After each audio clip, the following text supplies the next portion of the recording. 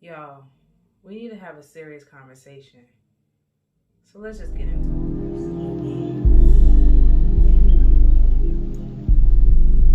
Welcome back to my channel.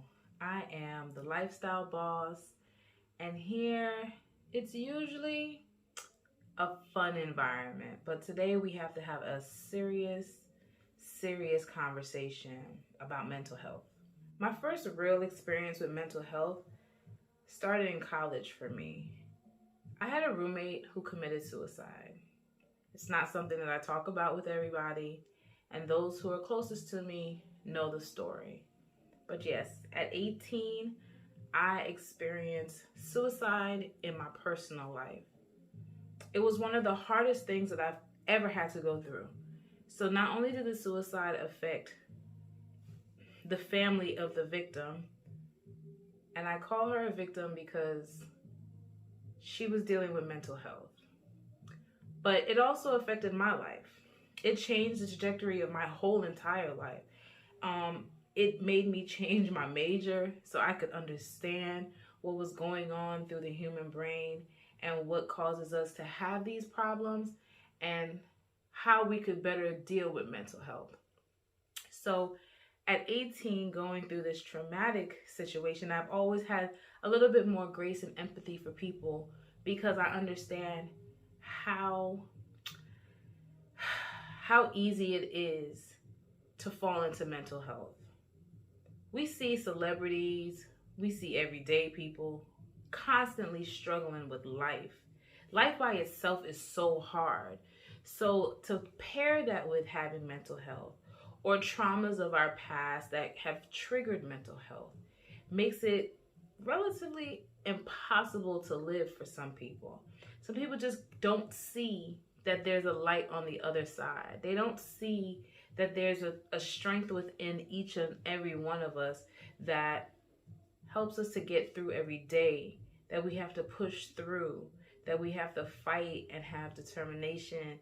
And it's not that it's not within them, but the noise, the anxiety, the fear, the loneliness, all of these things take over, and the mind wanders, and it causes mental health. We all have to start to become more comfortable with therapy and speaking our emotions, being aware of people around us that are showing signs and knowing how to cater to them. I have my own personal story with mental health.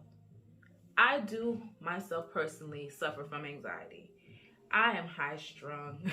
And it's probably because of all of the things I have going on in my life that anxiety is definitely, it's a problem sometimes. I've learned how to control it. I've learned how to relax, refocus, get my bearings together, and move on with my day. I am a functioning high anxiety individual, but that's not life for everybody. That's why I'm such an advocate for self-care. Therapy is self-care.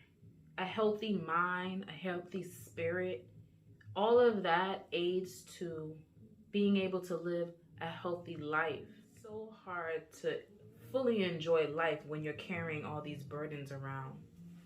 And so I hope that everyone has a person that they can go to and speak to shed whatever emotions and fears and feelings that they're carrying. I hope that you find your person. I hope that you find a therapist that works for you. It does take time. You may have to go from therapist to therapist until you find somebody that is comfortable, that makes you feel comfortable, that you're willing to open up to and to do the work. We have to do the work. We are people creating children out here that we're passing on our burdens and our traumas to these innocent children. They have enough to deal with. I know for myself personally, growing up in the early 2000s to growing up in the 2020s right now is a completely different life. What kids are going through today, I don't know if I would have been able to deal with it. I won't know if I'd have been able to handle the pressures of social media and looking away and being and acting and having all these things. and glamorizing certain type of lifestyles. I too may have had mental issues younger in my life if I had the same pressures that kids have today. So we have to be mindful of those things. Handle our stuff now, stand in it, be an adult, put your big girl panties on, and go through the journey. That community has to let go of the stigma of mental health. My Caribbean culture has to let go of the stigma of mental health. It is more common than we think it is. And my hope for the world, and at least for those around me that I can touch and inspire, is that we take the time out to do the work. Sorry that this video had to be so heavy. The next one won't be. But I just felt like it was on my heart to say something. There's been so much suicide this week in the news, and it's actually the anniversary of my roommate committing suicide. It was a few days ago. So that also made me think about where we are in the world and how we still feel about mental health.